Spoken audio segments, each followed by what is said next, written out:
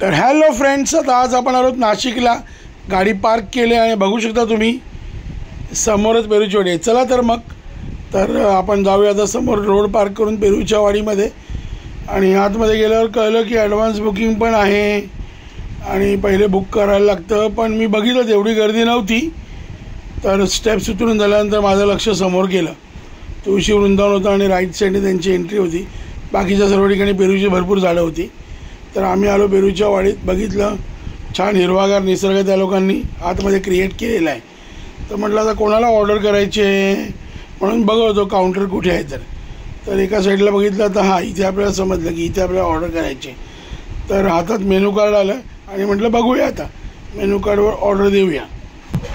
तर आता आम्ही आलो पेरूच्या वाडीमध्ये डोंबिवलीवरनं. तर ॲम्बियन्स एक नंबर आणि सिटिंग अरेंजमेंट पण छान आहे.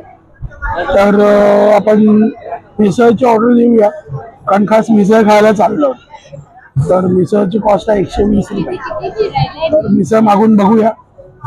आणि पेरूच्या वाडीतली मिसळ खरंच सुंदर आहे की किंवा काय कशी आहे तुम्हाला लगेच सांगतो थोड्या वेळात. आता फायनली मिसळ मेनू कार्ड बघून आता मिसळ आली आहे. मिसळ आहे, पाव पण आहे आणि तर्री पण आहे आणि रस्सा पण आहे. तर बघूया आपण. त्याच्यामध्ये मटकी आहे आणि इथे तर्रीमध्ये भरपूर तिखट आहे आणि रस्सा पण मजबूत खतरनाक दिसतोय. तर आता मिसळमध्ये रस्सा टाकला आहे आणि थोडीशी तर्री पण टाकली आहे. त्रास झाला तरी चालेल पण खाऊया कारण आपण कोण आहे भुक्कड आहोत. सांगतो तुम्हाला टेस्ट कशी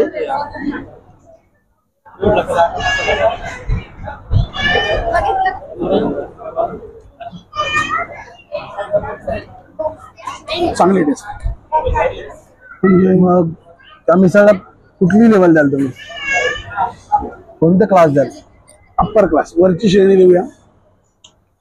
मटकी मिसळ आहे आणि छान आहे, टेस्ट छान आहे. आणि एवढ्या लांबून आलो तर मग चांगलंच काहीतरी खायला मिळालंय. तर तुम्ही पण या नक्की. तर आईस्क्रीम बरोबर मसाला पण आलाय. तर आपण थोडंसं टाकून बघूया की त्याचा कसा फ्लेवर लागतो. तर मसाला टाकलाय.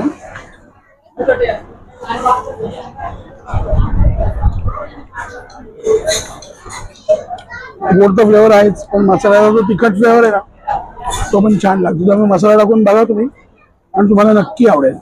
तर तुम्हाला जर हे सगळं खायचं असेल तर या ठिकाणी नक्की या आणि नक्की व्हिजिट करा प्लेसला. चला तर मग.